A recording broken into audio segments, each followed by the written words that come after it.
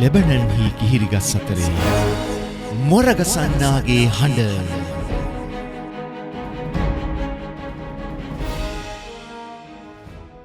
ඔහු මට ප්‍රයෝජනවත්ය. අද දක්වා එකාකාරව ස්වාමීන් වහන්සේ සමග දුවන අය අතුස්සන්න.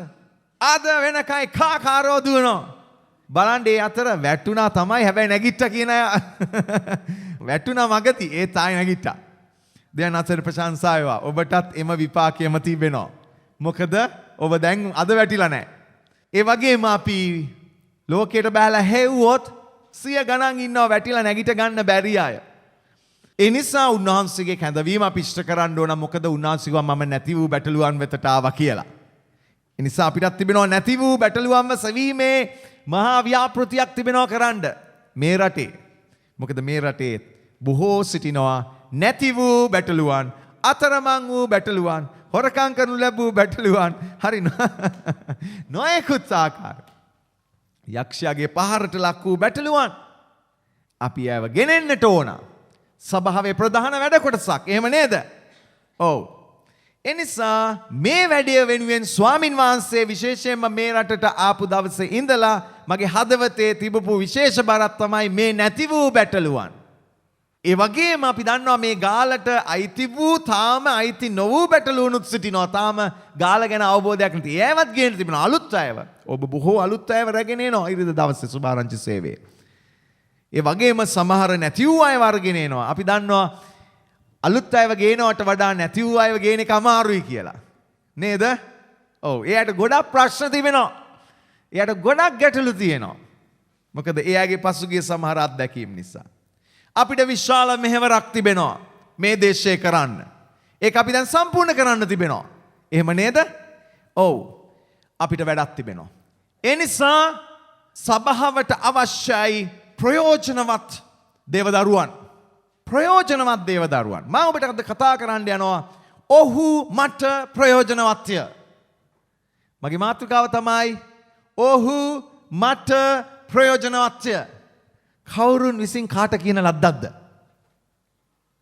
ගොඩක් සීරුවට බයිබලයේ කියවපු අධ්‍යයනය කරපු කෙනෙකුට නම් පුළුවන් වෙයි. නැත්තම් ටිකක් අපහසු වෙයි. ඔහු මට ප්‍රයෝජනවත්ය කියලා 2 තිමෝති 4:11 කවුරු කා ගැනද කිව්වේ? පාවුල් කියනවා කාටද? තිමෝතිට. කවුරුන් ගැනද? යොහාන් මාක් ගැන. දෙවියන්වහන්සේට ප්‍රශංසා වේවා. ඔහු මට ප්‍රයෝජනවත්ය. පෙරලන්න තිමෝති පොතේ 2 තිමෝති 4:11 මෙසේ කතා කරනවා. මොනවාද 4:11 කතා කරලා කියන්නේ? ලූක් පමණක් මා සමග සිටි. මාක් නුඹ සමග කැඳවාගෙන වරෙන්න. මක් නිසාද සේවය ගැන ඔහු මට ප්‍රයෝජනවත්ය. මක් නිසාද සේවය ගැන ඔහු මට ප්‍රයෝජනවත්ය. කවුද කියන්නේ? පාවුල්තුමා තිමොතිට කියනවා. ඔබ දන්නවාද ස්වාමින් වහන්සේ මේ ස්ථානයේ විශේෂ දෙයක් කරලා තිබෙන්නේ? කවුද මේ මාක්? සම්පූර්ණ නම යොහාන් මාක්, ජෝන් මාක්.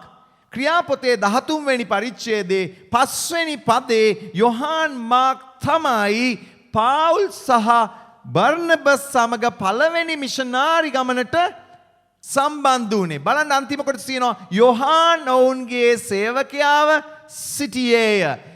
ඔබට මතකද මම ක්‍රියාපොත ගැන්නුවා? ඔබට මතකද පාවුල්තුමාගේ පළවෙනි මිෂනාරි ගමන මම ගැන්නුවා? පාවුල්තුමා කායකද පළවෙනි මිෂනාරි ගමන ගියේ? බර්නබස් එක්ක. කවුන්ද ඌට උපකාර කරන්න ඔවුන් සමග ගියේ? මේ යොහාන් මාක්. ඊළඟට අපි දකිනවා පම්පිලියේදී මේකෙම 13 වෙනි පදයට එනකොට යොහාන් මාක් තමයි 13 වෙනි පදේ කතා කරනවා පාවුල්ව සහ බර්නබස්ව අතහැරලා ගියා. බයිබලයේ කියනවා එවිට යොහාන් ඔවුන් කෙරෙන් අහක් වී යෙරුසලමට හැරී ගියේය. දැන් සේවය තුල අධෛර්යයට පත්වෙච්ච මිනිස්සෙක් මේ ස්ථානයේ සිටින කවුද? යොහාන් මාක්. මේ යොහාන් මාක් ගැන කතා කරන්නේ. දෙවනි පියවර සේවයෙන් අසාර්ථක වුණා. ඒ වගේම අපි දකිනවා බර්නබස් සහ පාවුල් අතර විශාල බෙදීමක් ඇතිවෙන්න තුඩු දුන්නු යොහාන් මාක් ගැන කතා කරනවා. 15:37 සහ 38 බර්නබස්ද මාක් නම්ලත් යොහාන්ද තමුන් සමග කැඳවාගෙන යන්ට කැමති වූයේය. නමුත් පාවුල්ලේ වැඩට නොගොස් පම්පිලියේදී තමුන්ගෙන් අහක්ව ගියා වූ තැනැත්තා තමුන් සමග කැඳවාගෙන යාම නුසුදුසුයයි සිතුවේය. දැන් මේ දෙදෙනා අතර ඊළඟට මොකක්ද උනේ? තර්කයක් විවාදයක්. අවසානයේ බෙදීමක් දෙපැත්තට ගියා. කවුද හේතුව මේකට? යොහාන් මාක්. දැන් මේ යොහාන් මාක් ඊළඟට අපි දකිනවා 15:39 වෙනකොට බර්නබස්ගේ නායකත්වයේ යටතේ නැවත යොහාන් මාක් සේවයට එකතු වුණා.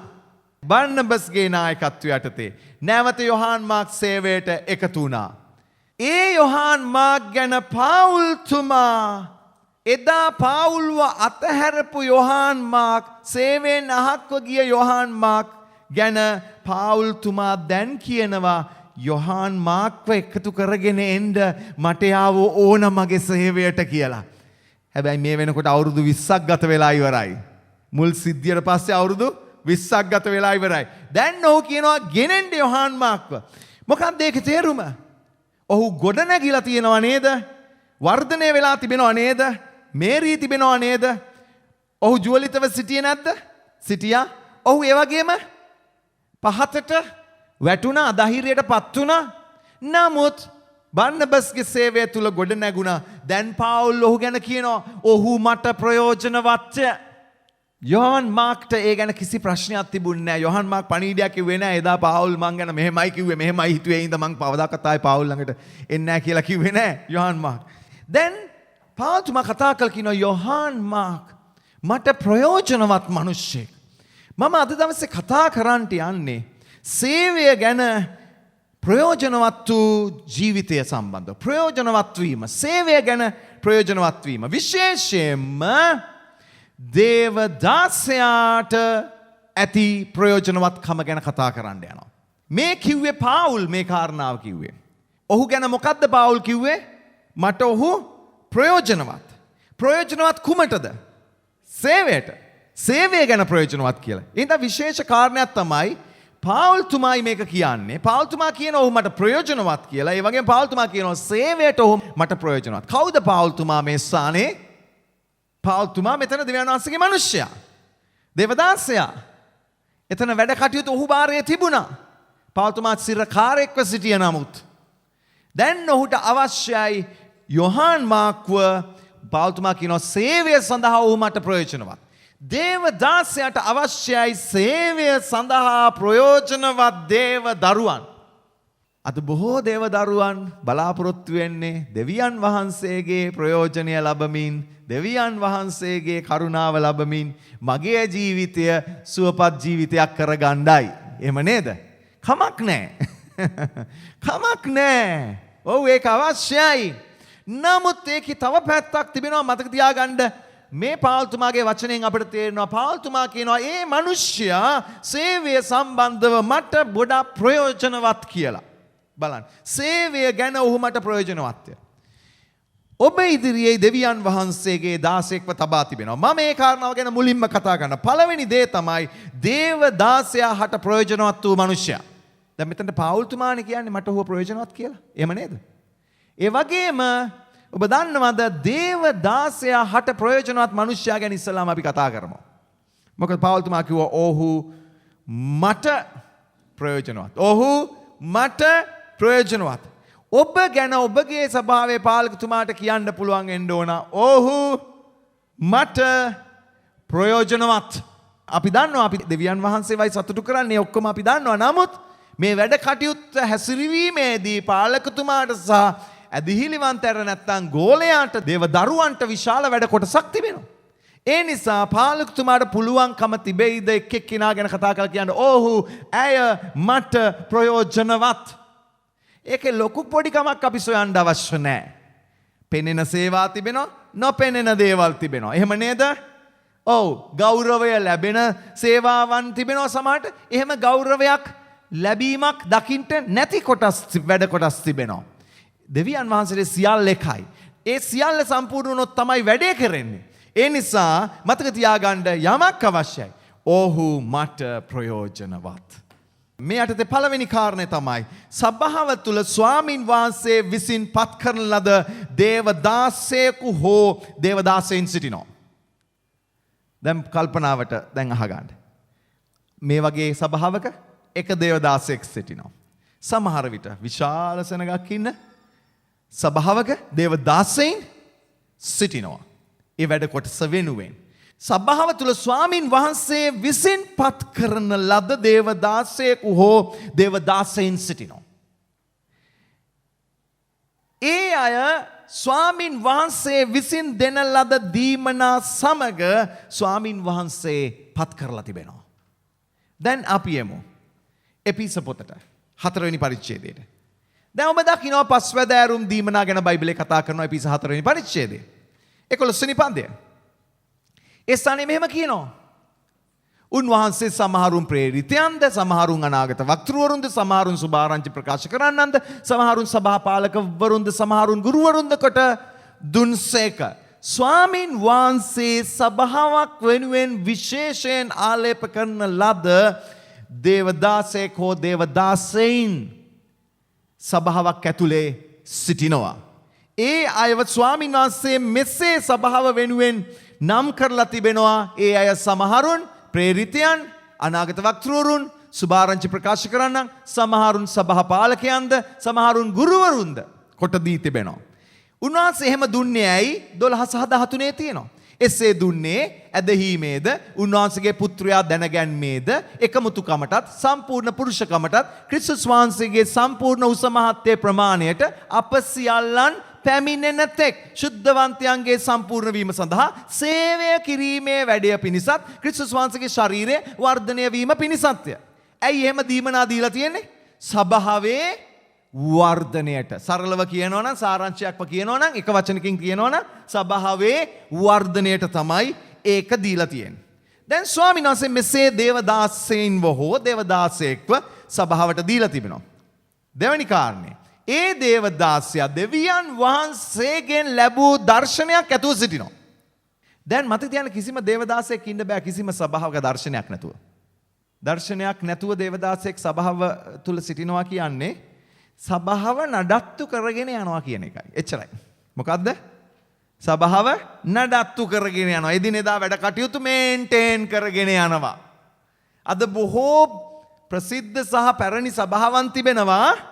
දර්ශනයක් නැහැ. මේන්ටේන් කරගෙන යනවා. අපිට මෙච්චර ඇදහිලිවන්ත සංඛ්‍යාවක් ඉන්නවා. 1900 ආවල් කාලේ මෙච්චරක් හිටියා, දැන් මෙච්චරක් හිටියාද මෙච්චරක් ඉන්නවා. ඒ අයව තියාගෙන හැමිරිදම අපේ දේව මෙහෙ පවත්වනවා, ගෘහ රැස්වීම් ටිකක් පවත්වනවා.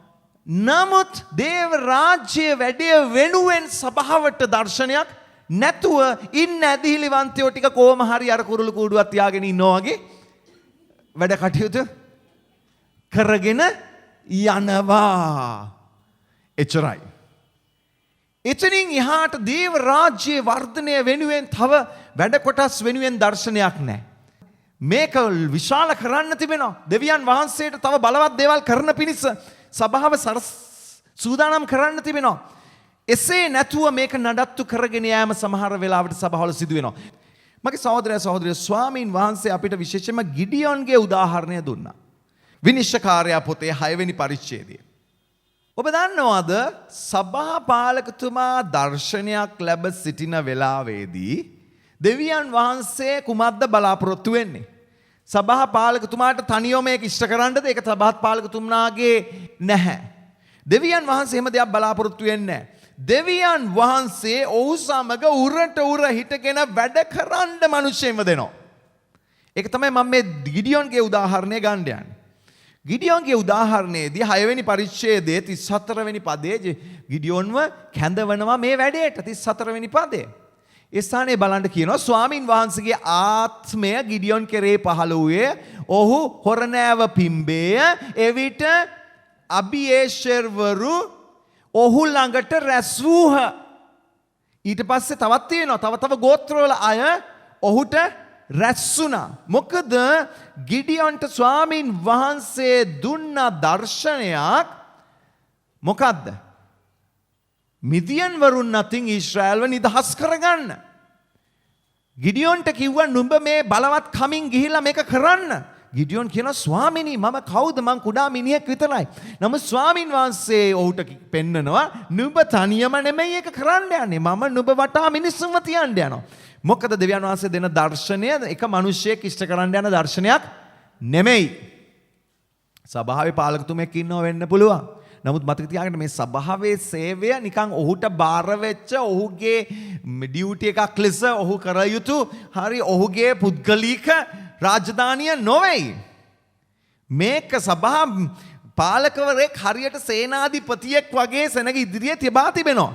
නමුත් සේනාධිපතියා තනියමද ගිහිලා යුද්ධ කරන්නේ නැහැ. යොෂුවාට තනියම යන්න පුළුවන් වුණාද යුද්ධ කරන්න? නැහැ. මෝසෙස් කියනවා හෙට නුඹ මිනිසුන් තෝරාගෙන යන්න යුද්ධයට.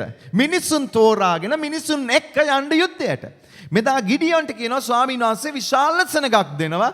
මම නුඹට සෙනග දෙනවා. ඒ වගේම ස්වාමීන් වහන්සේ ඔහුට වෙන් කරනු ලැබූ මිනිසෙන්ව ඔහුගේ අතර දුන්නා. තේරුණාද? වෙන් කරනු ලැබූ මිනිසුන්මයි ඔහුට දුන්නේ. ඔබට මතකද ගිඩියොන්ට විශාල සෙනගක් එකතු වුණාට පස්සේ ස්වාමීන් වහන්සේ මොනවද ගිඩියොන්ට කියන්නේ? සෙනග වැඩි. සෙනග වැඩි. මෙච්චර සෙනගක් එක්ක නුඹට මේක කරන්න බෑ. සෙනග වැඩි, සෙනග අඩු කරන්න ඕන. අන්තිමට දහස් ගණන් සෙනග අතරින් ගිඩියොන්ට බාර දෙනවා කී දෙනෙක්වද? 300ක්. මොකද දෙවියන් වහන්සේ කියනවා දහස් ගණනක් ගිහිල්ලා ඔවුන් යුද්ධ කරලා දිනුවට පස්සේ ඔවුන්ට මාව අමතක වෙයි. තමුන්ගේ ශක්තියෙන් දින්න කියලා කියයි. ඒ නිසා ඔවුන්ට අවිනිශ්චිත සෙනගක් දෙනවා. මොකද හේතුව විශාල හමුදාවක් පරදවන්ට අද දවස් දැන් ඉන්නවා කී දෙනෙක්ද? 300ක්. ඒ නිසා ඔවුන්ට සිදුවෙනවා දෙවියන් වහන්සේම මත යැපෙන්න. දෙවියන් වහන්සේම මත යැපෙන්න ඔහුට සිදුවෙනවා. ඒ වගේ මතක තියාගන්න සභා පාලකතුමාට ස්වාමීන් වහන්සේ වගේ තමයි දෙන්නේ. විශාල අභියෝගයක් ඉදිරියේ ස්වාමීන් වහන්සේ ඇදහිල්ලෙන් පිරුණු සෙනග කණ්ඩායමක් දෙනවා. නගරයක් වෙනුවෙන්, රටක් වෙනුවෙන්, ලෝකය වෙනුවෙන්. මගේ සහෝදරයා සහෝදරිය මෙන්න ස්වාමීන් වහන්සේ කරන්න යන දේ ගැන සිතන්න. ස්වාමීන් වහන්සේ දේවදාසයා ස්වාමීන් වහන්සේගේ ලැබූ දර්ශනයත් එක්ක සිටිනෝ. දේවදාසයා එක කරන්න යන්නේ තනියම නෙමෙයි. දේවදාසයාට ස්වාමීන් වහන්සේ සභාවේ දේව දරුවන්ව දී තිබෙනවා ඒක ඉෂ්ට කරන්න. ඒ නිසා දේවදාසයා සෙම්පතියෙක් වගේ ඉදිරියෙන් සිටියට යුද්ධය කරන්නේ හැම කෙනෙක්ම එකතු වෙලා. එක හා සමානව හැමෝගේම ජීවිත කැපවීමේ තිබෙනවා යුද්ධයේදී. සෙම්පතියාගේ විතරක් නෙමෙයි සියලුම සොල්දාදුවන්ගේ ජීවිත එක හා සමානව කැපවීමේ තියෙනවා. මතක තියාගන්න ඔබේ මගේ ජීවිත එක හා සමානව කැපවීමේ තිබෙන්න අවශ්‍යයි ස්වාමීන් වහන්සේගේ වැඩ රාජකාරිය ස්වාමීන් වහන්සේ වෙනුවෙන් ඉෂ්ට කරන්න. එදා පාවුල් කියනවා ඔහු මට ප්‍රයෝජනවත්. කොහොමද අපි ප්‍රයෝජනවත් මිනිස්සයා වෙන්නේ? දැන් මම කතා කරන්නේ දේවදාසයත් සම්බන්ධයි තවමත්. මේ සියලුම සභාවේ සියලුම දේවදරුවන් පාලකතුමා සතු දර්ශනයේ කොටස්කාරයින්ව සිටිනවා. මතක තියාගන්න මේක හරි වැදගත්. පස්වැදෑරුම් සේවා දීමනා බලලා ඔබට කියන්න පුළුවන් මට නම් ඉතින් මේ වගේ දීමනා නැහැ කියයි ඔබ සමහරෙක් බලලා නේද? අපිට නෙමෙයි ඉතින් ඒ පාස්ටර්ලට මේ ඉවැන්ජලිස්ට්වරුන්ට ඒ පූර්ණ කාලීන සේවකයන්ට අපිට නෙමෙයි කියලා අපි සමහර වෙලාවට සිතනවා. නමුත් මතක තියාගන්න ඒ ඔබට තමයි. හේතුව එම සේවය ලබපු දේවදාසයා සමග වැඩ කොටස සම්පූර්ණ කරන්න සිටගන්න සොල්දාදුවෝ ඔබයි. ඔබට තේරෙනවද? ඒ හින්දා පස්වැදෑරුම් දීමනාවට ඔබ ඍජුවම සම්පූර්ණව නැති වෙන්න පුළුවන්. නමුත් පස්වැදෑරුම් දීමනා තුල ඔබ ඉදිරියේ සිටින දෙවියන් වහන්සේගේ දර්ශනය ලැබපු දේවදාසයාගේ වැඩ කොටසට කොටස්කාරයෙක් වීම තුල ඔබත් පස්වැදෑරුම් සේවයේ ඇතුළේ ඉන්නවා. ඔබට තේරෙනවද මම කියන්නේ? ඒ නිසා තමයි මම කියනවා අපිට අවශ්‍යයි ගෘහ රැස්වීම් වල උගන්වන්න සමහර අය පුහුණු වෙන්න අවශ්‍යයි. ඒ කියන්නේ මොකද්ද? බයිබලයේ තියෙනවා පස්වැදෑරුම් දීමන අතරේ මොකද්ද සේවය? ගුරුවරුන්. ඒතර පාලකතුමා වෙනුවෙන් තව කෙනෙකුට උගන්වන්න පාලකතුමා යම් අය වෙනුවෙන් කෙනෙක්ව පත් කරනවා. ඔබට තේරුණාද? මෙතන තියෙනවා සුභාරංචි දේශනා කරන්නන්. පාලකතුමා වෙනුවෙන් සභාව වෙනුවෙන් මේ වැඩ කොටස තුල ඔබත් යනවා පාරට ස්වාමින් වහන්සේගේ වැඩ කොටස සම්පූර්ණ කරන්න. ඔබට කෙලින්ම කියන්න බැරි වුණාට මම ඉවැන්ජලිස්ට්වරයෙක් කියලා මේ බයිබලයේ තිබෙන දීමනා නම් කරගෙන නමුත් මතක තියාගන්න ඔබට ඒ ඇතුලේ කොටස්කාරකමක් තිබෙනවා. ඔබ ලෑස්තිද මේකට විශ්වාසවන්ත වෙන්න? මෙන්න දේවදාසයා ඔබ සමග සිටින. ඔබට තිබෙන කොටසක් ඔහු සමග. එය ඔබ උදෙසා ඇති දේව කැඳවීමේ ප්‍රධාන පළවෙනි පියවර කියලා මතක තියාගන්න. මොකද්ද? සභාවේ දේවදාසයාගේ වැඩයට කොටස්කාරයෙක් වීම ඔබ ඔබගේ ජීවිතය වෙනුවෙන් දෙවියන් වහන්සේට ඇති දේව කැඳවීම ඉෂ්ට කරන මුල් අවස්ථාවක්. මට මතකයි මම එතනින් පටන් ගත්ත හැටි. මට මතකයි මගේ ජීවිතයේ පළවෙනි වැඩ කොටස්. මට මතකයි මුලින්ම දේව සභාවේ මම මොනවද කෙරුවේ කියලා. මට මතකයි මම පුටු අස් කරන හැටි. මට මතකයි මම මිදුල අතු ගන්න හැටි පල්ලියේ. මට මතකයි මගේ පල්ලියේ මම සුද්ධ පවිත්‍ර කරපු හැටි මට මතකයි. ඒකේ අඩුපාඩු දකින්නකොට ඇවිල්ලා ඒවා ඉෂ්ට කරපු හැටි මතකයි. මගේ පාලකතුමාගේ නිවසට ගිහිල්ලා උදෙන් පාලකතුමාගේ හැඩි වෙලා තිබෙන ඔෆිස් කාමරය අස් කරලා දීම මගේ වැඩ කොටස වුණා. ඒක ඔහු කිව්වේ නෑ චමින්ද මේක කරලා තියන්න ඕනේ නෑ. මම ගියා මම දැක්ක මම ඒක කෙරුවා. මම පටන් ගත්තා එතනින්. ඔහුට තිබෙන වැඩ කොටසේ කොටස්කාරයෙක් වෙන්න. සමහර අමාරු දේවල්. ඔහු එනවා මොටර් සයිකලේ පැච් එකක් අරගෙන ඕන ගෙදර එනවා. මම තමයි ඊට පස්සේ ඒ බයිසිකලේ අමාරුවෙන් තල්ලු කරගෙන ගිහිල්ලා ඈතට ගිහිල්ලා පැච් එක දාලා ගෙනත් දෙන්නේ මම. එතනින් පටන් ගත්තා. දර්ශනයේ කොටස්කාරයෙක් වෙන්න. මට හැකි තැනින් මම පටන් ගත්තා. ඊළඟට දෙවියන් වහන්සේට ප්‍රශංසා වේවා. ස්වාමින් වහන්සේ ඒක මගේ කැඳවීමේ මුල් පියවර බවට පත් කළා. ඔබට මතකද දාවිද් සහ සොලමන්ගේ උදාහරණය? එතනට අපි මොහොතක් යමු. 1 ලේකම් 28:21. එතනත් කියනවා දාවිද් සොලමන්ට කියනවා ඔහුගේ වැඩ කොටස ඉදිරියේ නුඹට දෙවියන් වහන්සේ මිනිසුන්ව දීලා තියෙනවා කියලා. 1 ලේකම් 28:21. දැන් මේ ස්ථානයේ දාවිද් රජතුමා සොලමන්ව ශක්තිමත් කරනවා, ධෛර්යමත් කරනවා දේවමාලිගාව හැදීමේ වැඩේට. අහගෙන ඉඳින්නේ මට. දේවමාලිගාව හැදීමේ වැඩේට. ඒ කරන අතරතුරේදී මේ වචනයත් දාවිද් තමුන්ගේ පුත්‍ර වූ සොලමන්ට කියනවා. ඇරත් පූජකයන්ගේද ලෙවීවරුන්ගේද පන්තිවල අය දෙවියන් වහන්සේගේ ගෘහේ සියලු වැඩ පිණිස සිටිති. ඇරත් අධිපතියෝත් මුළු සෙනගත් නුඹේ අනට මුළුමනි යටත් වන්නෝයයි කිවේය. සොලමන්ට කියනවා දේව ගෘහයේ වැඩය සම්බන්ධව බය වෙන්න එපා. ස්වාමින් වහන්සේ ගෘහය සම්බන්ධ සියලු කටයුතු වෙනුවෙන් ආලේප කරනු ලැබූ අය නුඹ සමග සිට ගන්න සලස්වනවා. ආමෙන්. ඒ නිසා මම ස්වාමීන් වහන්සේගේ වැඩේ කරගෙන යනකොට මට සම්බ වෙනවා මේ ගෘහය නැත්තම් මේ දේව සභාව වෙනුවෙන් අවශ්‍ය වැඩ කටයුතු සියල්ල කරගන්න අවශ්‍ය අය මා වටේ ඉන්න බව මම අඳුනා ගන්නවා. ඒ අය බොහෝ උගතුන් මහ ශ්‍රේෂ්ඨයින් විද්වතුන් නොවේ. නමුත් ඒ අය තුල බීජයක් තිබෙනවා අවශ්‍ය කාරණයට. මම කරන්නේ අවධෛර්යමත් කරනවා. එයාට බල කරනවා. එයාට උපදෙස් දෙනවා. ඔයා මේක ඉගෙන ගන්න ඕන. ඔයා මේක කරන්න ඕන. ඔයා මේක වෙනස් කර ගන්න ඕන. ඔයා මේ දේවල් හදා ගන්න ඕන. ඒ තුල තමා නොදකපු තමා තුල තිබෙන දෙවියන් වහන්සේගේ වැඩේට අවශ්‍ය දීමනාවේ ඒ ටැලන්ට් මතුවලා එනවා. සමහර අය පසුවයි දැක්කේ මට මෙහෙම හැකියාවක් තිබුණා නේද කියලා. ඔබට තේරුණාද? ඒ නිසා මම දන්නවා දේවදාසයා හැටියට මේ සභාවේ ස්වාමින් වහන්සේ විසින් කල යුතු වැඩය වෙනුවෙන් අවශ්‍ය දීමනා ලද්දෝන් මෙතන ඉන්නවා කියලා. ආමෙන්. ඒ අය විශේෂයි. ඒ අය විශේෂයි. ඒ නිසා මේ කාරණාව ගැන අපි විශේෂයෙන්ම අපි සැලකිලිමත් වෙමු. විශේෂයෙන් මම ඔබට කිව්වේ සභාවේ පාලකතුමා අද දින සභාවේ දේවදාසයා ලෙස මට ඔබව සැබවින්ම අවශ්‍යයි. සභාවේ දේවදාසයා ලෙස මට ඔබව සැබවින්ම අවශ්‍යයි. ඔව්. ඔබ නැතුව මට මේක කරන්න බෑ. ඔබ ඇතුව තමයි මෙපමණ දේ කළේ. උන්වහන්සේ මට දෙන අයත් එක්ක ඒ අයව පුහුණු කරමින්, ඒ අයව ගොඩනගමින්, ඒ අයව දල්වමින්, ඒ අය තුලින් දෙවියන් වහන්සේ කිරීම මගේ වගකීමයි. ඒ නිසා ඔබව මට ඉතාම අවශ්‍යයි. ඔබ නැතුව මේක කරන්න බෑ. ඒ නිසා මතක තියාගන්න. ඔබ සෑම කෙනෙක්ගෙන්ම මම ඉල්ලනවා.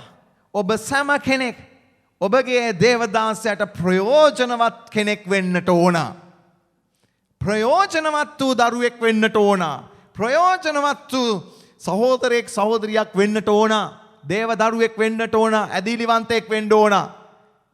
පාවුල් එදා කියන ඔහු මට ප්‍රයෝජනවත්. මටත් අවශ්‍යම තියෙන ඔබ හැම කෙනෙක් ගැනම කියන්න. ඔහු ඇය මට ප්‍රයෝජනවත්. ස්වාමින් වහන්සේගේ සභාව උදෙසා කැප වෙලා දන ගහලා යාඥා කරන කෙනෙක් ගැන හිතන්න. යා මට ප්‍රයෝජනවත්ද? ගොඩක් ප්‍රයෝජනවත්. ගොඩක් ප්‍රයෝජනවත්. මොකද මම දන්නවා ඒ ආඥාවේ පිළිතුරු හැටියට සභාව ආශිර්වාද ලබනවා කියලා. ආමෙන්. තේරුම් ගන්න මේක. බොහෝ අංශවලින් ඔබට තිබෙන අවස්ථාව දේවදාසයට ප්‍රයෝජනවත් වූ දේව දරුවෙක් වෙන්න, ගෝලෙක් වෙන්න. තේරුම් ගන්න මේක. මෙන්න දේවදාසයාට ප්‍රයෝජනවත් වූ මිනිසයා ගැනයි මම කතා කරේ. දේවදාසයා ගැන. දෙක බයිබලයේ කියනවා සේවය ගැන ප්‍රයෝජනවත් මිනිසයා ගැන. ඔහු බයිබලයේ කියන්නේ සේවය ගැන ඔහු මට ප්‍රයෝජනවත්ය. දැන් අපි යමු ඒ කාරණාව. මුල් කාරණේ වැඩිපුර බැලුවේ දේවදාසයාව කේන්ද්‍ර කරගෙනයි. දැන් දෙවනුවට මම බලන්න යන්නේ සේවය සම්බන්ධව ප්‍රයෝජනවත් මිනිසයා ගැන. සේවය සම්බන්ධව දේව රාජ්‍ය උදෙසා ප්‍රයෝජනවත් වූ මිනිසෙක් අපිට අවශ්‍යයි. ඔබ දේව රාජ්‍ය උදෙසා ප්‍රයෝජනවත් ජීවිතයක් ඔබට තිබෙනවද? දේව රාජ්‍ය උදෙසා ප්‍රයෝජනවත් ජීවිතයක් ගොඩනගා ගන්න අවශ්‍යයි. ඔබ දැන් කල්පනා කරලා බලන්න මේ දක්වා ඔබ මොනවටද ප්‍රයෝජනවත් වෙලා තිබෙන්නේ? නිකන් මම ඔබ සිතන්න සැබවින්ම ඔබට ඇති බොහෝ කාරණා ඔබ යම් දේවල් වලට ප්‍රයෝජනවත් චරිතයක් වුණු. ඔබ නිකන් හිතන්න දැන්. ඔබ මොනවටද මේ දක්වා ඔබේ ජීවිතේ ප්‍රයෝජනවත් චරිතයක් වෙලා තිබෙන්නේ? ඇති නොයෙකුත් දේවල්.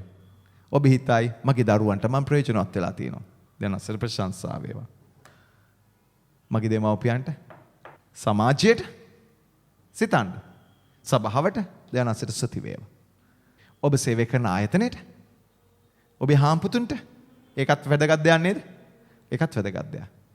ඔබ ප්‍රයෝජනවත් වෙලා තිබෙනවද? ඔබ ප්‍රයෝජනවත් කෙනෙක් වෙන්න අවශ්‍යයි. ඒ හැම දෙයක්ම ඉතා වැදගත් වෙන අතර සේවය ගැන ප්‍රයෝජනවත් මිනිසෙක් වෙන්නේ කොහොමද? මොකද හේතුව අපි දෙවියන් වහන්සේ උදෙසා කරන සේවයේ එයින් ලැබෙන තැන්පතු කිරීම තමයි අපිට සදාකාලයට තිබෙන තැන්පතු කිරීම. එහෙම නේද? ඔබ බැංකුවේ මුදල් තැන්පත් කරලා තියෙනවද? දැන් අසර ප්‍රශංසා වේවා. එහෙම කරගන්න පුළුවන් නම් මම සතුටුයි. ගොඩක් සතුටුයි. මම මේකට ඔබ ධෛර්යමත් කරනවා. මොකද හේතුව ලංකාවට ගිහිල්ලා දරුවන්ට ගෙන් ඉල්ලන්න බෑ. ඔබ සදාකාලයටම දේවල් තැන්පතු කරන්නේ කෙසේද? ඔබ ස්වාමීන් වහන්සේ උදෙසා කරන්නා වූ කැපවුණු මෙහෙවරෙන් ඔබ ස්වාමීන් වහන්සේ තුල ඔබ සදාකාලික රාජ්‍ය වස්තු තැන්පත් කරනවා. ඒ නිසා මේක වැදගත්. මොකද්ද? සේවය ගැන ප්‍රයෝජනවත් ජීවිතය. සේවය ගැන ප්‍රයෝජනවත් වීම ඉතා වැදගත්. දේව රාජ්‍ය උදෙසා ප්‍රයෝජනවත් වීම. කොයි වගේ කෙනෙක් වෙන්න ඕනද දේව රාජ්‍ය උදෙසා ප්‍රයෝජනවත් වෙන්න? පළවෙනියෙන් ක්‍රියා 11:24. දේව රාජ්‍ය වෙනුවෙන් ප්‍රයෝජනවත් මිනිසයා මේ මිනිසයයි. මොන මිනිසයාද? එකක්. ඇදහිල්ලේ මිනිසෙක් අවශ්‍යයි. දේව රාජ්‍ය උදෙසා ඇදහිල්ලේ මිනිසෙක් අවශ්‍යයි. මොනවාද ඒ ස්ථානේ කියන්නේ? මක්නිසාද ඔහු යහපත් වූ ශුද්ධාත්මෙන්ද ඇදහිල්ලෙන්ද පූර්ණ වූ මිනිසෙක්ය. බයිබලයේ යමෙක් ගැන කතා කරනවා. ඔහු ශුද්ධාත්මෙන් ඇදහිල්ලෙන් පූර්ණ වූ මිනිසෙක් කියලා. උන්වහන්සේට සභාවේ දරුවන් ගැන කියන්න පුළුවන්කම තියෙන්න ඕන. දේවදාසයට කියන්න පුළුවන්කම තියෙන්න ඕන. ඔහු ශුද්ධාත්මයෙන්ද ඇදහිල්ලෙන්ද පූර්ණ වූ මිනිසෙක් කියලා. ඔබ ඇදහිල්ලෙන් පූර්ණ වූ මිනිසෙක්ද? ඔබේ ඇදහිල්ල ජීවිතය කෙසේද?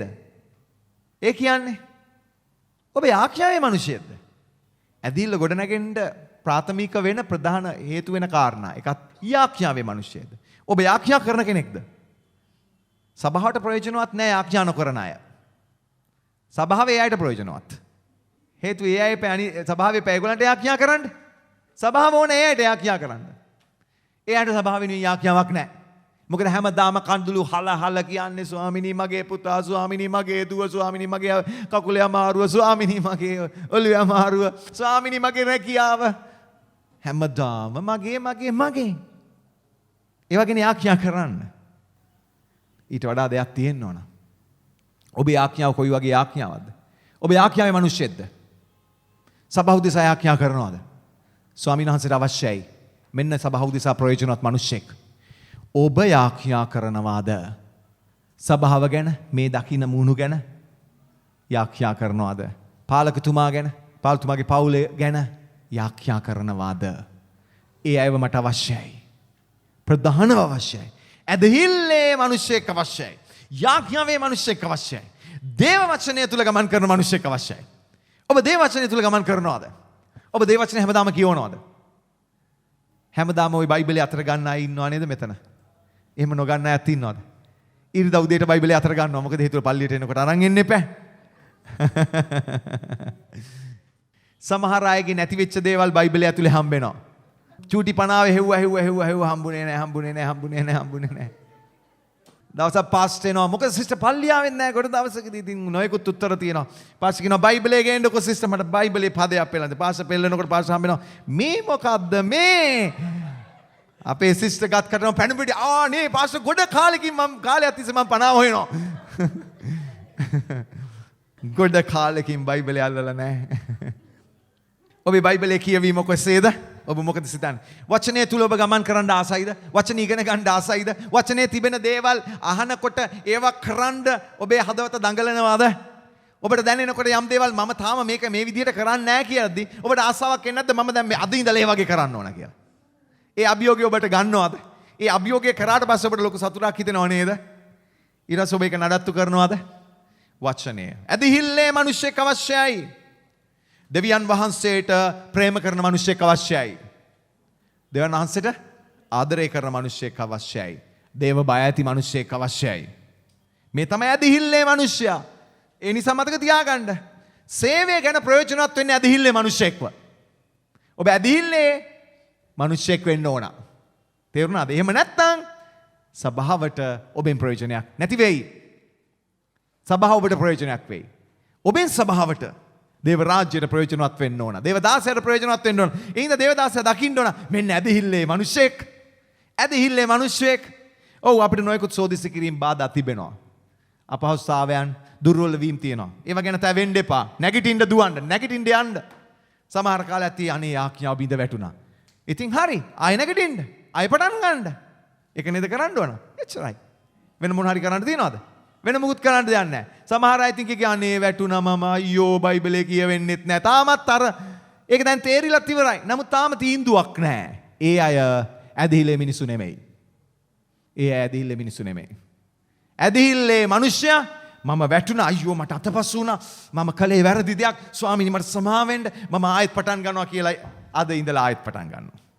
යාඥා වෙන්න පුළුවන්. බයිබලේ කියවීම වෙන්න පුළුවන්. තේරුණාද ඔබට? නොඇදිලිවන්තයන් නොඇදිලිකාරකම නැති අය වැටිලා ලත වෙනවා. ඊට පස්සේ වෙන අය විසින් නැගිට ඕනෝ. ඉතින් දුවනවා. ආයෙත් වැටෙනවා. ආයෙත් දැන් ලත වෙනවා. නැගිට ගන්න බෑ. ආයෙත් තව කෙනෙක් ඇවිල්ලා නැගිට ඕනෝ. ආයෙ දුවනවා. බලන්න මේ සභාවේ මට එවැනි අය හම්බෙලා තිබෙනවා. මේ සෙනග අතරේ. අයියෝ. අන්තිමට හිතනවා එයාම නැගිටිනකම් බලාගෙන ඉන්නවා ඊට පස්සේ. සමහර වෙලාවට ඒ වෙලාවේදී සමහර අය නැගිටිනවා දැකලා තියෙනවා. දෙවියන් වහන්සේට ප්‍රශංසා වේවා. සතුටුයි ඒක දකින්න ලැබීම. ඇදහිල්ලේ මිනිස්සෙක් වුණා. ඒ වගේම ප්‍රේමේ මිනිස්සෙක් අවශ්‍යයි. සභාවට ප්‍රයෝජනවත් වෙන්නේ, දේවදාසයට ප්‍රයෝජනවත් වෙන්නේ ප්‍රේමේ මිනිස්සෙයින්ම. සභාවේ සෙනකට ආදරය කරන මිනිස්සෙක්. දේවදාසයට ආදරය කරන මිනිස්සෙක්. 1 තෙසලෝනික පොතේ 5 වෙනි පරිච්ඡේදයේ පද කිහිපයක් තියෙනවා. 1 තෙසලෝනික 5 වෙනි පරිච්ඡේදයේ 12 13 14 15 ඒ දිගටම තියෙනවා. 12 කියනවා තවද සහෝදරිනි නුඹලා කෙරෙහි වෙහෙස ගන්නා වූ ස්වාමින් වහන්සේ තුල නුඹලා කෙරෙහි ප්‍රධානකම් කරන්නා වූ නුඹලාට දැනුමුතුකම් දෙන්නා වූ තැනැත්තන් දැනගෙන ඔවුන්ගේ වැඩේ නිසා ප්‍රේමේ නොවුන් නිතා උතුම් කොට සලකන ලෙස අපි නුඹලාගෙන් ඉල්ලමුව. තම තමුන් අතරේ සමාදානයේ සිටපල්ලා. ඊට පස්සේ දැන් මුලින්ම කතා කරන්නේ කාට ආදරය වෙන්න කියලා. දේවදාසයාට ආදරය වෙන්න කියලා. දෙවියන් වහන්සේගේ වචනේ කියා දෙන මනුෂ්‍යයාට ආදරය වෙන්න කියලා. ඊළඟට කියනවා 14:15. ඇරත් සහෝදරිනි අනියම් ලෙස හැසිරෙන්නන්ට දැනුමුතුකම් දෙන මෙන්ද ක්ලාන්ත සිත් ඇත්තන් ධෛර්යමත් කරන මෙන්ද දුර්වලයන්ට ආධාර වන මෙන්ද සියල්ලන් ගැන ඉවසිලිවන්තව සිටින මෙන්ද අපි නුඹලාට අවවාද කරමු. 15ත් කියනවාද? කිසිවෙක් කාටවත් නපුරට නපුර නොකරන්ට බලාගෙන එකිනෙකා ගැනත් සියල්ලන් ගැනත් නිතරම යහපත් දූ දේ කරපල්ලා. ප්‍රේමයනේ කතා කරන්නේ. මේවා ගැන මට විග්‍රහ කරන්න දෙයක් අවශ්‍ය නැහැ. පැහැදිලි වචන වලින් තිබෙනවා. එක් එක්කිනාට ප්‍රේම කරන්න. ඒ කියන්නේ සභාව විශ්සනකට ආදරය කරන්න. දෙවනාසේක අපෙන් බලාපොරොත්තු වෙනවා. අපි එක් එක්කිනා අතර ප්‍රේමය උන්වහන්සේ බලාපොරොත්තු වෙනවා. සභාවේ දේවදාසයට ආදරය වෙන්න. ඒ වගේම සභාව කියන ආයතනයට නැත්නම් සභාව කියන ශරීරයට ආදරය වෙන්න. ඒ කියන්නේ සභාවේ වැඩ කටයුතු, සභාවේ දේවල්, සභාවේ සම්පත්, සභාවේ වැඩසටහන්, ඒ දේවල් වලට ආදරය කරන්න. දේව මෙහෙයට ආදරය කරන්න. ඒ නිසා මම ඔබගෙන් ඉල්ලා සිටිනවා දේව මෙහෙට වෙලාවට එන්න උත්සාහ කරන්න. හැම මොහොතෙදිම උදෙන් එන්න. උදේ 8ටත් අපි මෙතනට ඇවිල්ලා යාඥාවකුත් කරනවා. ඒකටත් කැමති නම් ඒකටත් එන්න. ආදරය කරන්න සභාවට. වැඩේට ආදරය කරන්න. ඒ ගැන යාඥා කරන කෙනෙක් වෙන්න. හේතුව ඔබට ඒකේ ආදරයක් තිබෙනවා නම් ඔබ ඒකට දුවාගෙන එනවා. ඔබට තේරුණාද? ඒ නිසා මම ඔබට කතා කරනවා මේ කාරණාවේදී ස්වාමින් වහන්සේ තුල ඔබ මේ කාරණා ගැන සිතන්න ආදරය වෙන්න. ප්‍රේමයේ මිනිසෙක් තමයි ප්‍රයෝජනවත් මිනිසයා වෙන්නේ. ඒ වගේම කවුද මට ප්‍රයෝජනවත්? තුන්වෙනි කාරණය. සේවය ගැන ප්‍රයෝජනවත් මිනිසයා සුදුසුකම් ඇති මිනිසෙක්.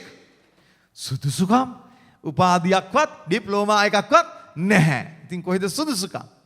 මගේ සහෝදර සහෝදරිය සුදුසුකම් කියන්නේ මොනවද? එකක් වචනේ ඉගෙන ගත්තා වූ මිනිසෙක්. හරිම ප්‍රයෝජනවත්. කවුද? වචනය ඉගෙනගත්තු මිනිසෙක්. හරිම ප්‍රයෝජනවත්. 1 තිමොති 2:15 කතා කරනවා. වචනේ ඉගෙන ගත්තා වූ මිනිසෙක් හරිම ප්‍රයෝජනවත්. ඒ ස්ථානයේ කියනවා ඔහු විනීතභාවයෙන් යුක්තව ඇදහිල්ලෙහිත් ප්‍රේමයෙහිත් අපි කතා කරපු වචන දෙක නේ කලින් කියන්නේ. ඇදහිල්ලේ කෙනෙක් වෙන්න ඕන, ප්‍රේමයේ මිනිසෙක් වෙන්න ඕන. සුද්ධකමෙහිත් නේද? පවිත්‍ර මිනිසෙක් වෙන්න අවශ්‍යයි. ඒ වගේම තවත් කොටසක් තියෙනවා. 2 තිමෝති 2:15ට. 2 තිමෝති. මම මේ ගත්ත පදේ කලින් පදවලට අදාළ පදයක්. ඇදහිල්ල, සුද්ධකම, ඇදහිල්ල, ප්‍රේමය. මෙන්න තියෙනවා. 2 තිමෝති ඒ ස්ථානයේ තියෙන. සැබෑවේ වචනය හරියාකාර පහදා දෙන්නා වූ ලැජ්ජාවෙන්ට ඕනා නැත්තා වූ වැඩකාරයෙක්ව දෙවියන් වහන්සේට ඒත්තු වුණා වූ කෙනෙකු මෙන් පෙනෙන්න උත්සාහ කරපන්න. ඔබට ප්‍රයෝජනවත් මිනිසෙක් වෙන්න වචනයක් කියා දෙනව නේද මෙතන? මොනවද කියන්නේ? සැබෑවේ වචනය හරියාකාර පහදා දෙන්නා වූ ලැජ්ජාවෙන්ට ඕනා නැත්තා වූ වැඩකාරයෙක්ව දෙවියන් වහන්සේට ඒත්තු වුණා වූ කෙනෙක්ව පෙනෙන්න උත්සාහ කරන්න. උත්සාහ කරන්න කියලා කියනවා නේද? මතක තියාගන්න. නායකයෙකුට ඉතා විශාල වග ප්‍රයෝජනවත් මිනිසයා උත්සාහවන්ත මිනිසෙක්. වචනේ ඉගෙන ගත්ත මිනිසයා හරි ප්‍රයෝජනවත්. ඒ හින්දා මම ඔබට කියනවා වචනේ ඉගෙන ගන්න. වචනය ඉගෙන ගන්න. සමහර අය පල්ලියේ දැන් අවුරුදු බර ගාණක් පරණ වෙලා තාම බයිබලය කියවලවත් නැහැ. බයිබලයේ එහෙම මෙහෙන් දවසෙන් දවස ඔය චූටි කොටසක් පදයක් දෙකක් ශාස්ත්‍රයක් අහනවා වගේ උදේට කියවලා ගෙදරින් පිටත් වෙනවා. කිව්වේ නැත්තම් පවුනේ. ඒ විදිහට කියවන එක පව්. හරි. ඒ විදිහට නම් කියවන්නේ කියවන එක පව්. දෙවියන් වහන්සේගේ හඬ අසන්න බලාගෙන කියවන්න ඕන. එහෙම නේද? මෙනෙහි කරන්න ඕන. මතක තියාගන්න දේ වචනේ ඉගෙන ගන්න මිනිස්සයා. මොන ඉස්කෝලේ නෙමෙයි මම කියන්නේ ඔබ පුද්ගලිකව ඉගෙන ගන්න ඕන. සබත් පාසල ඉගෙන ගන්න ඕන. මේ දේශනාව ඉගෙන ගන්න ඕන. ඔබට තේරෙනවද? පටන් ගන්න. වචනය ඉගෙන ගන්න. ඔබ මට ප්‍රයෝජනවත් වෙන්නේ ඔබ වචනේ ඉගෙන ගන්න කෙනෙක් නම්. අද බොහෝ අය ප්‍රයෝජනවත් වෙන්න හදනවා නොයෙකුත් වැඩ රාජකාරී ඉෂ්ට කරලා. නමුත් මම ඔබට කියනවා ඒවා යහපත් ඒවා හොඳයි. ඒවත් සමග මෙන්න මේ කාරණා ඉතා වැදගත්. වචනය ඉගෙන ගන්න මිනිසෙක් වෙන්න ඕන. ඒ වගේම පුහුණුව ලැබූ මිනිසෙක් වෙන්න ඕන. බලන්න දෙවෙනි පරිච්ඡේදයේම 2:3. 2:3 මෙන්න මේක කියවන්න දැන්. බොහෝ සාක්ෂිකාරයන් ඉදිරියේ නුඹ මාගෙන් ඇසූ දේම වෙන අයට උගන්වන්නට සමර්ථ වූ විශ්වාස වූ මිනිසයන්ට බාර දීපන්න. පුහුණුව ලැබපු කෙනෙක් අවශ්‍යයි. වැඩිදුරට තව ඔබ ප්‍රයෝජනවත් වෙන්න ඕනේ නම්. මොකද්ද මෙතන කියන්නේ? තිමොතිට කතා කළ කියනවා පාවුල්තුමා බොහෝ සාක්ෂිකාරයන් ඉදිරියේ නුඹ මගෙන් ඇසපු දේම වෙන අයට උගන්වන්නට සමර්ථ වූ විශ්වාස වූ මිනිසයන්ට බාර දෙන්න. උගන්වන්නට සමර්ථ වූ. එක. දෙක කියනවා විශ්වාසවන්ත මිනිස්සුන්ට මේ සේවය තව අයට කරන්න බාර දෙන්න. ඔබගේ ප්‍රයෝජනවත්කම වැඩි වෙන පිණිස ඔබට පුළුවන් මේ වගේ ඔබ ඉදිරියට එන්න. වචනයට බහින්න, වචනය ඉගෙන ගන්න, පුහුණුව ලබන්න. අපි පහුගිය කාලේ නොයෙකුත් පුහුණු වීම කරා. ධර්ම දූත සේවයට පුහුණු වීම කරා, සේවක පුහුණු වීම කළා. පුහුණු වෙන්න අවශ්‍යයි. පුහුණු වීම නැතුව වැඩිදුර සේවයක් කරන්න බෑ. සමහර අය කියනවා මම ඉතින් මේ ඉගෙනගෙන නෑ, එහෙම කරලා නෑ, මෙහෙම කළා නෑ. දැන් නමුත් මට ආලේපය තියෙනවා, මම මේ වැඩේ කරනවා. දෙවියන්වහන්සේට ප්‍රශංසා වේවා ස්වාමීන් වහන්සේ ආලේප කරනවා. නමුත් මතක තියාගන්න පුහුණු වීම අත්‍යවශ්‍යයි. ස්වාමීන් වහන්සේගේ වැඩේ වැඩිදුර වගකීමෙන් කරන්න. ඒ නිසා මේ සභාවේ ඉදිරි වගකීම් වෙනුවෙන් මට අවශ්‍යයි පුහුණුව ලැබපු මිනිස්සෙයින්. ඒ අය තවත් ප්‍රයෝජනවත් වෙන්න යනවා. ඔබ හිතයි කොහොම ඉතින් මම එහෙම කරගෙන නෑනේ කියලා හිත ඉන්න එපා. අද පටන් ගන්න. අද වගේ දවසක එන අවුරුද්දේ ඔබට කියයි අද මේ වෙනකොට මම සැලකිය යුතු ස්ථානයක ඉන්නවා කියලා. ඒ නිසා පටන් ගන්නකො ICI පාඩම් මාලාව. ඔබට බැරිද කරන්න? අමතර අධ්‍යාපනයක් ලබන්න. අහන්නකො දවස්පතා දේශනා CSC DVD එක තියාගෙන දවසට දේශනාව ගානේ අහගෙන පොතක් වෙනම තියාගෙන පොතේ නෝට්ස් ගගහ ඉගෙන ගන්නකො. කොච්චර දේවල් ඉගෙන ගන්න පුළුවන්ද කියලා දැනගන්න. ඔබ අතේ ගොඩක් දේවල් තියෙනවා. ICI පාඩම් මාලාව සිස්ටර්ගෙන් අරගෙන යන්න ගිහිල්ලා ඒක කියවලා ඒ උත්තර ලියලා ඊළඟට ඒ දැනීම ප්‍රගුණ කරගෙන තව ගැඹුරු පොත්පත්වලට ඇතුල් වෙන්න. මොනවද අවශ්‍ය? පුහුණුව ලබන්න අවශ්‍යයි. සේවය ගැන ප්‍රයෝජනවත් මිනිස්සෙක් ගැනයි මම කතා කරන්නේ. ඇදහිල්ලේ මිනිස්සෙක්, ප්‍රේමේ මිනිස්සෙක්, සුදුසුකම් ඇති මිනිස්සෙක්, ප්‍රඥාවන්ත මිනිස්සෙක් ඕන. ඔබ ප්‍රඥාවන්තයෙක් වෙන්න ඕන. ප්‍රඥාවන්තයි. 1 කොරින්ති 3:10 කතා කරනවා. ප්‍රඥාවන්තකම ගැන ඒ ස්ථානය පෙන්눔 කරනවා. මොනවටද ප්‍රඥාව අවශ්‍ය? සභාවේ හැම දෙයකටම ප්‍රඥාව අවශ්‍යයි. කොහොමද සෙනග ඇසුරු කරන්නේ? ප්‍රඥාවන්ත වෙන්න ඕන නේද? කොහොමද සෙනගක් එක්ක ගනුදෙනු කරන්නේ? ප්‍රඥාව තියෙන්න ඕනද? ඔව්, සමහර අය ප්‍රඥාවන්තකම නැතිකම නිසා මිත්‍රකම් ගොඩනගා ගන්න දන්නේ නැහැ. නඩත්තු කරන්න දන්නේ නැහැ. ප්‍රඥාව අවශ්‍යයි. වැඩක් ලස්සනට සැලසුම් කරන්න ප්‍රඥාව අවශ්‍යයි. මතක තියාගන්න ප්‍රඥාව නොමැති වුණොත් මුකුත් කරන්න බෑ. මගේ নমස්කාරයේදී ආත්මික ජීවිතේ මං ස්වර්ගයට නගින මිනිසෙක් වෙන්න පුළුවන්. ඒත් මගේ කටයුතු වලදී මට ප්‍රඥාව නැත්නම් ඔබ ප්‍රයෝජනවත් මිනිසෙක් වෙන්න යන්නේ නැහැ. මම ප්‍රයෝජනවත් මිනිසෙක් වෙන්න යන්නේ නැහැ. ප්‍රඥාව අවශ්‍යයි මගේ සහෝදර සහෝදරිය. 3 ඒ තරම් වචනයක් තිබෙනවද? ඔව්. මට දෙන ලද්ද දෙවියන් වහන්සේගේ අනුග්‍රහය පරිද්දෙන් ප්‍රඥාවන්ත ප්‍රධාන ගෘහකාරයෙකු මෙන් මම අත්තිවාරමක් දැමිමි. මගේ අත්තිවාරම දැමීම මහා ප්‍රඥාවෙන් කරන්න අවශ්‍යයි. හැඟීම් මත කරන්න බෑ. සමහර අය වැඩ කරද්දී හැඟීම් වල වැඩ කරන්නේ. සමහර අය වැඩ කරද්දී තමුන්ගේ ආශාව මත වැඩ කරන්නේ. නමුත් අපි දෙවියන් වහන්සේගේ වැඩේ ගොඩ නැගීමේදී ප්‍රඥාවන්තකමින් ස්වාමින් වහන්සේත් එක්ක ඒ වැඩේ කරන්න අවශ්‍යයි. ඔබ සභාවේ ප්‍රඥාවන්ත දේවදරුවෙක් වෙන්න. සමහර අය බොහෝ අක්ෂාන ලෙස ක්‍රියා කරන අවස්ථා මම දකිනවා. පස්වෙනි කාරණය කැපවීම කරන්නා වූ මිනිසෙක් වෙන්න ඕන. කැපවීම කරන්නා වූ මිනිසෙක් වෙන්න ඕන. කාලය, ශ්‍රමය කැපවීම කරන්න ඔබ ලෑස්තිද? ඔබ ලෑස්තිද පහලට ගිහිල්ලා මේ සෙනඟට කතා කරන්න කාලයක් දෙන්න? කැපවීම කරන්න, වැයවීම කරන්න, ස්වාමීන් වහන්සේට ටැලන්ත දෙන්න. මම මේ බයිබල් පද ගන්නේ නැහැ වැඩි දුරටත්. 2 තිමෝති 4:7 ඒ ගැන යම් අදහසක් ඔබට තිබෙනවා. ඔබේ සම්පතින් කැපවීම කරන්න ඔබ කැමතිද? කාලය, ශ්‍රමය, සම්පත් දේව රාජ්‍ය වෙනුවෙන් ඔබ කැප කරමින් ඔබ සභාවට දෙවියන් වහන්සේගේ මනුෂ්‍යයාට ප්‍රයෝජනවත් කෙනෙක් වෙන්න ඔබ කැමතිද? වැය කරන්න. බය වෙන්න එපා. ඔබේ කාලය දෙන්න දෙවියන් වහන්සේ වෙනුවෙන්. ස්වාමීන් වහන්සේ ඔබට කාලය හොයලා දෙයි. ඔබේ ශ්‍රමය, දක්ෂතාවයන් දෙන්න දේව රාජ්‍ය වෙනුවෙන්. ස්වාමීන් වහන්සේවට ආශිර්වාද කළා තවත් ඔබගේ ඒවා ප්‍රගුණ කරයි. ඔබ උපයන ධනය, ඔබේ දසයෙන් කොටස් සුදාම වහන්සේට කතා කරනවා නම් ඊටත් වැඩි දේවල්.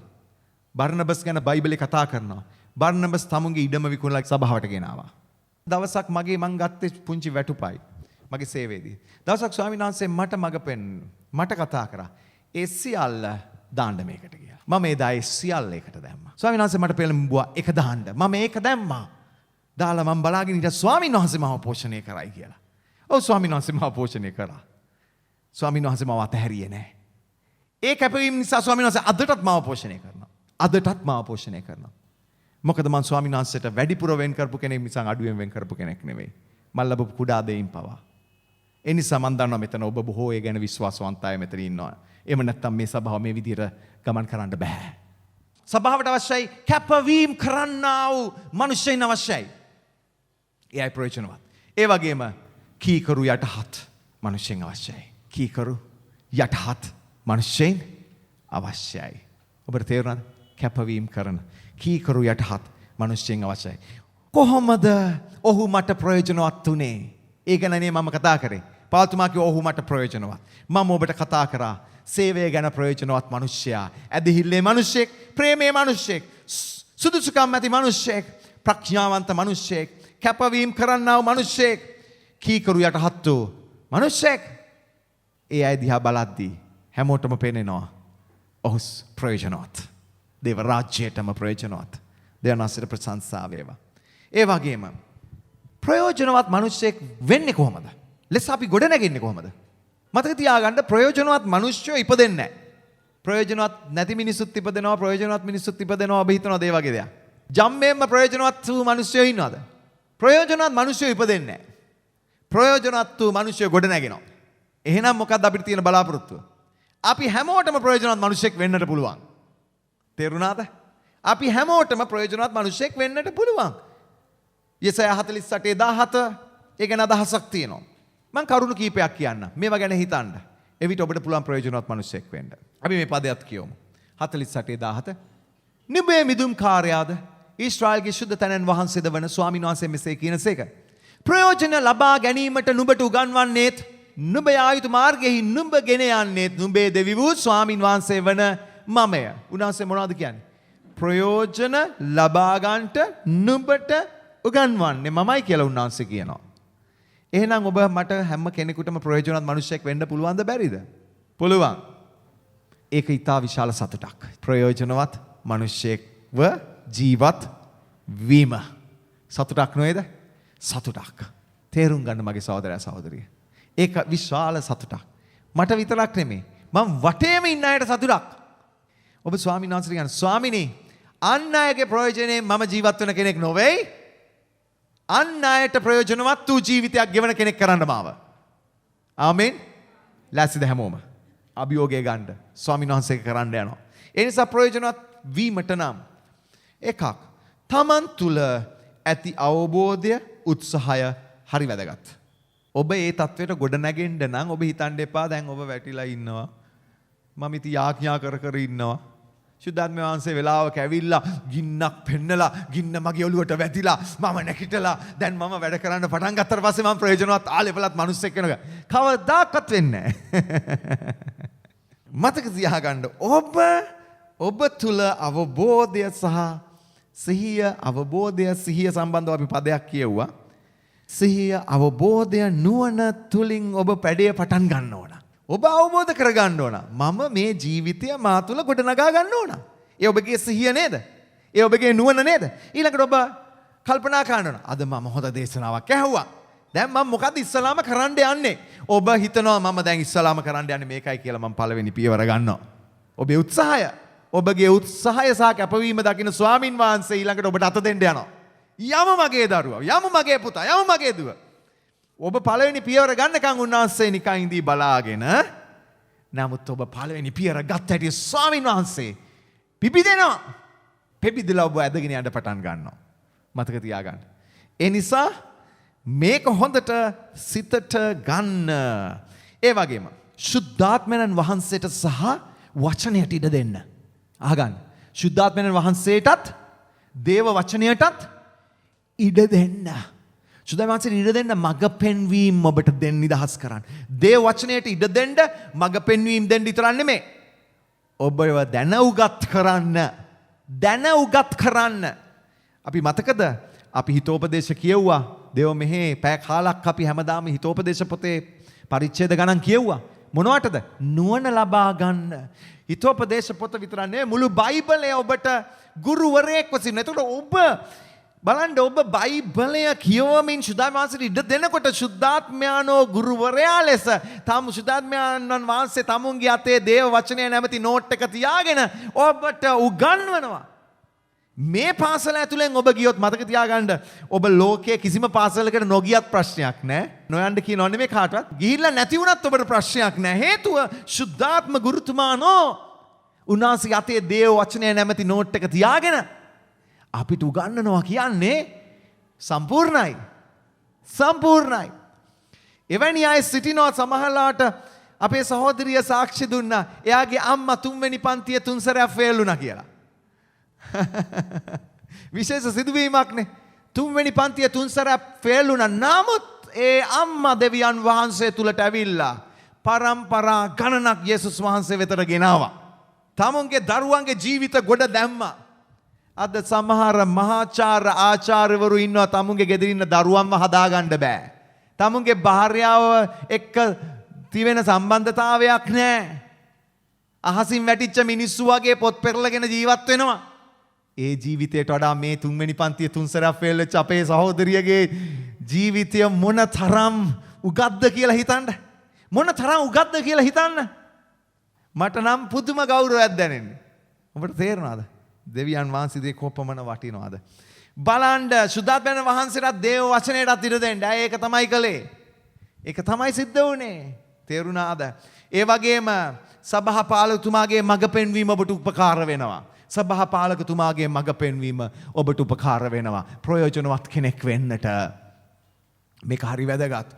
ඒ නිසා ඔබගේ තීරණාත්මක අවස්ථාවලදී එන්න පාලකතුමත් එක්ක ඉඳගෙන විනාඩියක් යාඥා කරන්න. යම් අදහසක් වචනයක් හඬක් ඔබට එයි. ස්වාමීන් වහන්සේ ඒක ඔබ වෙනුවෙන් යහපත්ව පාවිච්චි කරයි. සභාපාලකතුමාගේ මඟ පෙන්වීම ඔබට ඉතා වැදගත් වෙනවා. ප්‍රයෝජනවත් මිනිසෙක් වෙන්න. ඒ වගේම තව ඔබට සභාවේ ප්‍රයෝජනවත් මිනිසයා වෙන පිණිස උපකාර වෙනවා අපේ පන්ති කාමරේ, අපේ පුහුණු, අපේ සබත් පාසල්.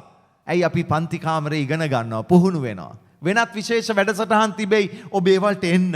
ඒවා ඔබට උපකාර වෙනවා. මොනවටද? ප්‍රයෝජනවත් මිනිසයා වෙන්න. ඒ වගේම ඔබට දෙවියන් වහන්සේගේ රාජ්‍ය උදෙසා යමක් කරන්න ලැබෙන අවස්ථාව. කුඩා දෙයක් හෝ යමක් කරන්න ඔබට අවස්ථාව ලැබෙනවා නම් මතක තියාගන්න ඒක අතට අරගෙන ආදරෙන් එක කරන්න. ස්වාමින් වහන්සේට එක කරන්න. ඒක තුල ඔබ ස්වාමින් වහන්සේ පුහුණු කරන්න යනවා ඊළඟ වැඩේට.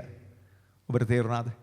ඒ නිසා ඒකත් මතක තියාගන්න. සේවා අවස්ථාවන් අත්දැකීම් තුල ගොඩනගෙන්න යනවා ඔබ. ඒ වගේම ඔබේ මේරු ආත්මික සහෝදරත්වයේ තුලින් ඔබට ඉගෙන ගන්න පුළුවන්කම ලැබෙනවා. මේරු සභාවට ප්‍රේම කරන, සභාවට ප්‍රයෝජනවත් වූ මිනිසෙන් දෙස බලන්න. ඒ අයව අනුගමනය කරන්න. සමහර පරීක්ෂාව තමයි බොහෝ අය සභාව ගැන විවේචන කරන, කොඳුරන මිනිස්සුන්ගේ දේවල් අහගෙන ඉන්නවා. මොකද වෙන්නේ? සමහරට ඒ අයටත් වඩා ප්‍රපාතයකට අපි වැටෙනවා. එහෙම කෙනෙක් යනවා නම් ඒක එයාගේ පරීක්ෂාව, ඒක එයාගේ පීඩාව වෙන්න පුළුවන්. ඒක ස්වාමීන් වහන්සේ ඔහුත් හෝ ඇයත් එක්ක ගනුදෙනු කරගනි. ඒ අය ඔබට අවිල්ලා මේ කුණු ගොඩම මල්ලම හලන්න යනවා නම් කියන්න සිස්ටර් මම ඔයා ගැන යාක්ෂා කරන්න. ඔයා යන පීඩාව වෙනුවෙන් මම යාක්ෂා කරන්න. එච්චරයි මට ඔයා වෙනුවෙන් කරන්න පුළුවන් තිබෙන දේ. ඒවා ඔබගේ ඔළුවට ගොඩ කරගන්න එපා. එහෙම කළොත් ඔබ වැටෙනවාම තමයි. මම ඕන තරම් අපේ සභාව ඇතුළෙත් ඒවාම දැකලා තිබෙනවා. අනිත් අයවත් අරගෙනම වැටෙනවා. යන අපායට තවත් අයව අරගෙනම යනවා. අසරණ මිනිස්සෙයින් නොමග යනවා. ඔබ බලන්ඩ ඇස් දිහා බලාගෙන ඉන්න ස්වාමින් වහන්සේට ආදරය කරන මිනිස්සු දිහා. යාඥාවේ ජීවිතයක් ඇති මිනිස්සු දිහා. සභාවට ආදරය කරන මිනිස්සු දිහා. මිනිස්සෙයින් දිහා. ඔබ උත්සාහ කරන්න ඒ අය වැසුරු කරන්න. ඔබ උත්සාහ කරන්න ඒ අයව අනුකරණය කරන්න. ඔබ උත්සාහ කරන්න ඒ අයගෙන් උපදේශයක් ලබන්න. මොකද අපි උපදේශයක් ලබද්දී අපිට වඩා උතුම් ආත්මයක් තිබෙන කෙනෙක්ව මුණ ගැහෙන්න අවශ්‍යයි. ඔබට තේරුණාද? මොකද එයාට පුළුවන් වෙනවා අපි උස්සලා ගන්න. ඒ වගේම ශුද්ධාත්මයන්න් වහන්සේගේ ආලේපය තුල ගොඩ නැගීම ලබන්න පුළුවන් අපිට. ශුද්ධාත්ම ආලේපය. ස්වාමීන් වහන්සේ කියන ස්වාමීනි මාව ආලේප කරන්න. ප්‍රයෝජනවත් මිනිසෙක් වෙන්න. මාව ආලේප කරන්න ඔබ වහන්සේ. ප්‍රයෝජනවත් වෙන්න. ඔබ ප්‍රයෝජනවත් මිනිසෙක්ද? අපි පටන් ගනිමු ප්‍රයෝජනවත් ජීවිතයක් ඇති කරගන්න. ඔබට තේරුණාද? දේවදාසයාට ප්‍රයෝජනවත් වන්නා වූ මිනිසයා දෙවියන් වහන්සේට ප්‍රයෝජනවත් වෙනවා. එදා පාවුල්ට ප්‍රයෝජනවත් වූ යොහාන් මාක් දෙවියන් වහන්සේට ප්‍රයෝජනවත් වුණා. හේතුව ඔහු සම්පූර්ණ කරේ පාවුල්තුමාගේ වැඩ කොටස නෙවෙයිනේ. දෙවියන් වහන්සේගේ වැඩ කොටසයි. ඔව් පාවුල්තුමාගේ වැඩ කොටස තමයි. නමුත් පාවුල්තුමාගේ ලැබුවේ දෙවියන් වහන්සේගෙන් වැඩ කොටසක්නේ.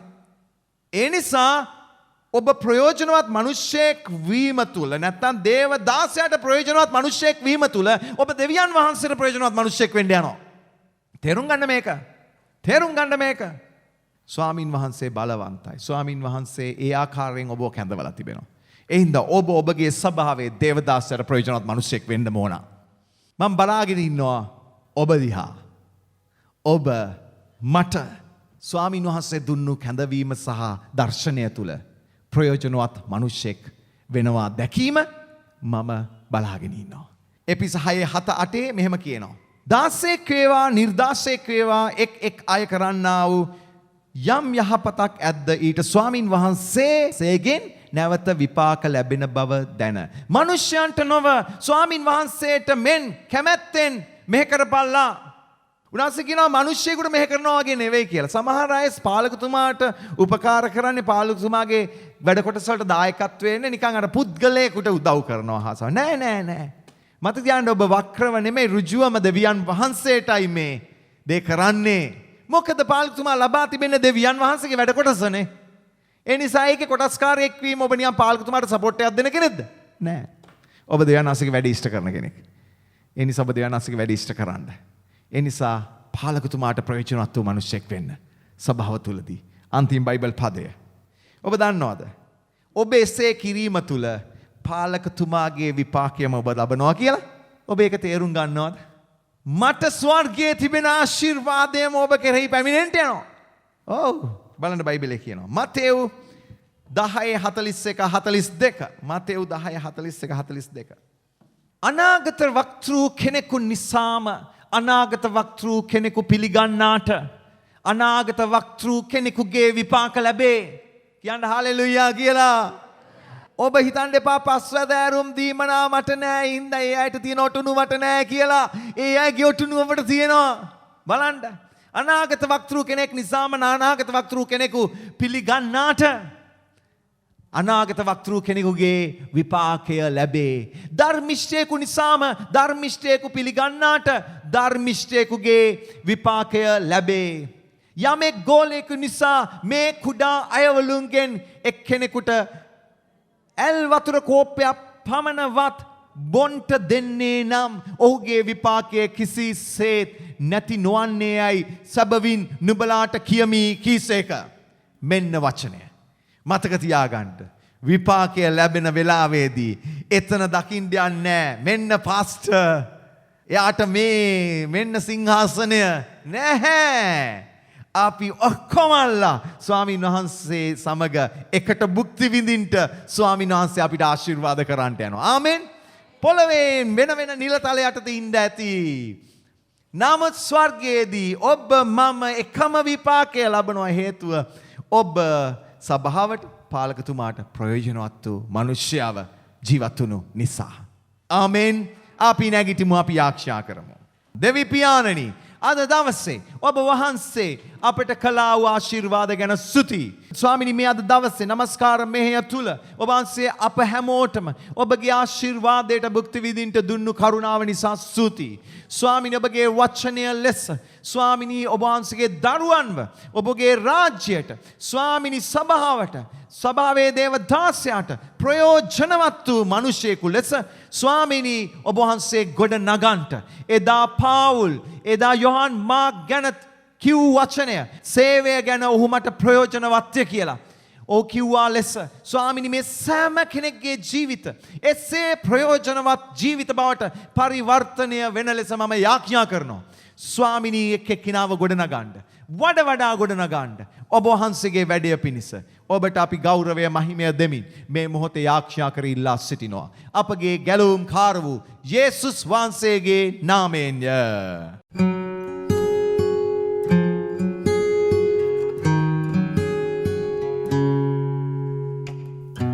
මා ප්‍රේමවන්ත සහෝදර සහෝදරිය ඔබ හට සේවය කිරීමට ලැබීම මා ලැබූ උතුම් වරප්‍රසාදයක් වේ.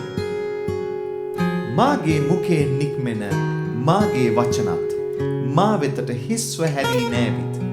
මා කැමති දේ සිදුකට මා නියම කළ කාරණය සඵල කරනවා ඇත. යෙසායා 55:11. ඔබ ඇසූ දේව පණිවිඩය තුල දෙවියන් වහන්සේ උන්වහන්සේගේ කැමැත්ත ඔබ තුල සිදුකොට උන්වහන්සේ නියම කළ කාරණාව තුල ඔබගේ ජීවිතය සඵලවත් කරනසේක්වා. වැඩි විස්තර සඳහා 02 961 71 27 04 64 අමතන්න. මොරක සන්නාගේ හඬ ඔබට ආශිර්වාදයක්ම වේවා. මම Pastor Chaminda Dias, Assembly of God Sri Lanka සභාව ලෙබනන්.